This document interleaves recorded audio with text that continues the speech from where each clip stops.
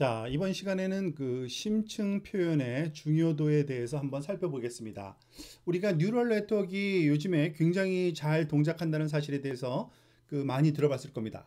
근데 이런 뉴럴 네트워크가 잘 동작하기 위해서는 그 네트워크의 크기가 커야 되는 게 아니라 네트워크가 딥, 즉 깊이 방향으로 많이 그 레이어가 있어야 잘 작동되는데 그 원리를 한번 살펴보도록 하겠습니다.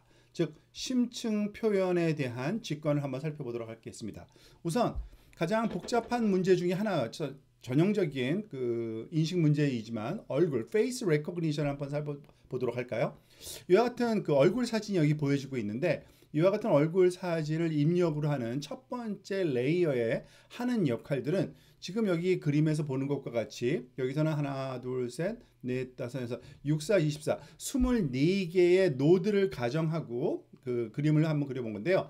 그 각 노드에서 디텍트하는 것이 이와 같은 단순한, 즉 이렇게 그 대각선의 형태의 그 소위 이미지, 그런 그 프래그먼트라든지 아니면 수평 방향의 그러한 그 조각 또는 뭐 등등 다양한 이와 같이 보면은 그 모양 자체를 우리가 예측할 수 있는데, 이런 것들을 분석해낸다고 보시면 되겠습니다.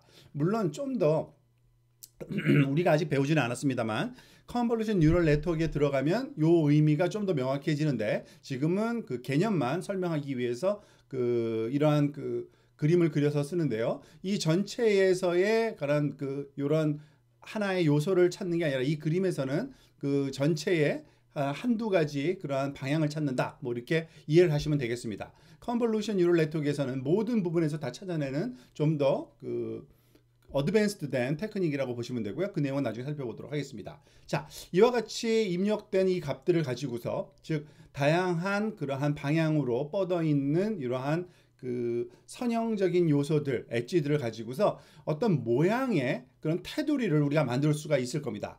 그죠? 그래서 그 두 번째 층에서는 지금 여기서는 노드가 몇 개인가요? 하나, 둘, 셋, 넷, 다섯, 여섯, 일곱, 여덟, 8, 5, 40개의 노드로 구성됐을 때, 예를 들어서 이 친구는 뭐 눈을 찾아내는 그 인식하는 그러한 노드라고 볼 수 있고요.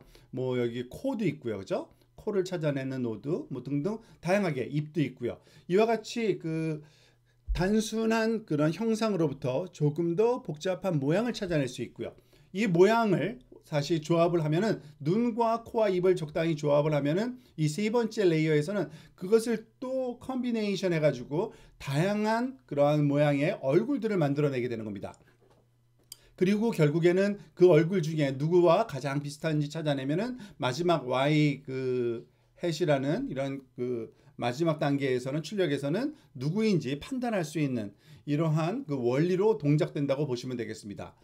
그 여러 가지 그 임플리멘트 하시는 방법에 따라서 조금 차이는 있을 수 있지만, 딥 뉴럴 네트워크가 동작하는 원리는 그 대상이 갖고 있는 특징들의 단순한 형태부터 점점 복잡한 형태로 이와 같이 우리가 그 조합을 해가면서 그 복잡한 형태를 우리가 인식해내는 이러한 방식으로 동작한다 라고 하면은 맞습니다. 사실 여기서는 얼굴을 지금 예를 들었지만, 얼굴뿐만이 아니라 우리가 다른 애 쓸 수 있습니다. 예를 들어서 그 음성 인식 같은 경우에 그 입력되는 그 입력 인풋 자료는 오디오 파일이 들어가겠죠. 그러면은 이 오디오 파일의 그 제일 처음에는 가장 낮은 단계의 그러한 그 소리의 웨이브폼, 그러니까 파동을 우리가 측정을 해야 되는데, 예를 들어서 그러니까 레벨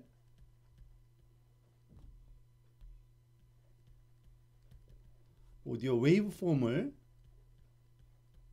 뭐 이러한 그 파동의 형태로 우리가 오디오 파일이 이렇게 파동 형태로 주어지니까요. 그것이 올라가는지 내려가는지, 파장이 얼마인지, 뭐 그 높이가 얼마인지, 이런 등등 기본적인 그 아주 낮은 단위의 로우 레벨 오디오 웨이브폼을 첫 번째 그 층에서 우리가 감지한다고 생각하면, 그 다음에 포님이라 그래서 음소, 우리가 음성을 그 분석할 때 음소를 분석해내는데요.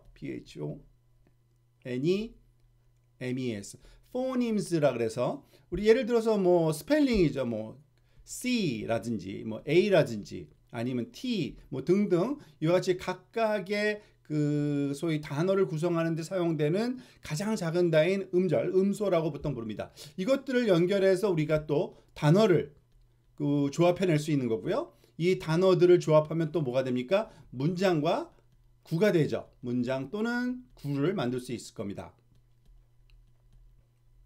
센텐스나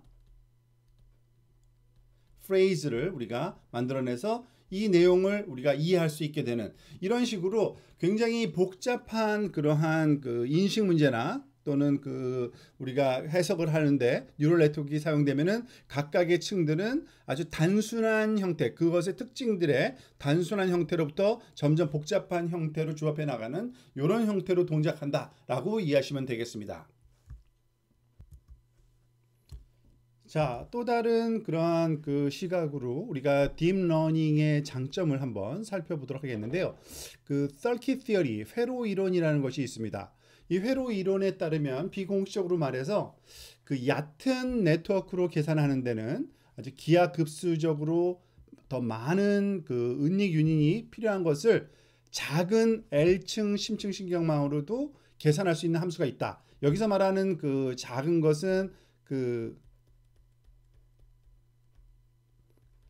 은닉층의 그 유닛의 개수를 얘기하는 건데요. 예를 들어서 이러한 그 연산을 우리가 그 해야 할 경우를 한번 가정을 한번 해보도록 하겠습니다. 즉 여러 개의 입력값 x1부터 xn까지인데요.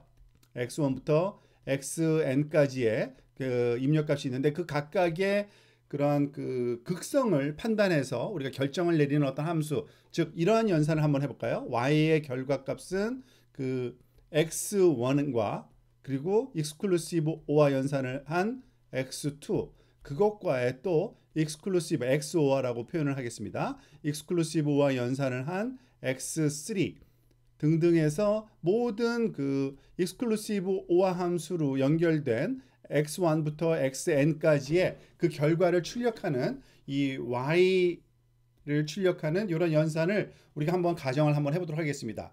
그렇게 되면 그 예를 들어서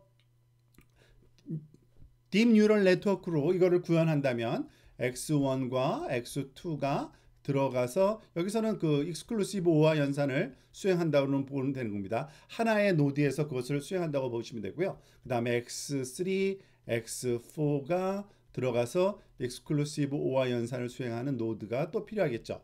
등등등 하다 보면은 제일 마지막까지 그 x의 n-1과 x의 n 사이에 익스클루시브 OR 연산을 또 그 수행한 그 결과, 그리고 그 결과들을 모아서 익스클루시브 OR 연산을 또 수행을 할 수 있고요. 마찬가지로 어딘가에 있을 또 이 연산 XOR 두 개를 또 넣어서 익스클루시브 OR 연산을 수행하는 이런 노드를 우리가 만들 수가 있을 겁니다. 그리고 마지막에는 이것들을 다 모아서 한 단계만 더 하면 익스클루시브 OR 연산을 수행해서 이 중간의 단계가 몇 개가 될지는 아직 이 n에 따라 차이가 있겠지만요. 그 결과값으로 출력하는 이럴 때 필요한 그 depth, 소위 층의 개수는 보통 order of 그 log n의 그 로그에 해당되는 그런 값의 그 오더로 그러한 단위 정도의 깊이만 요구된다고 보시면 되겠습니다. 예를 들어서 n이 뭐 8이다 하면은 2고요. 그죠? n이 뭐 1000이다 그러면 한 10 정도 되겠죠? 뭐 등등을 우리가 생각할 수가 있을 겁니다.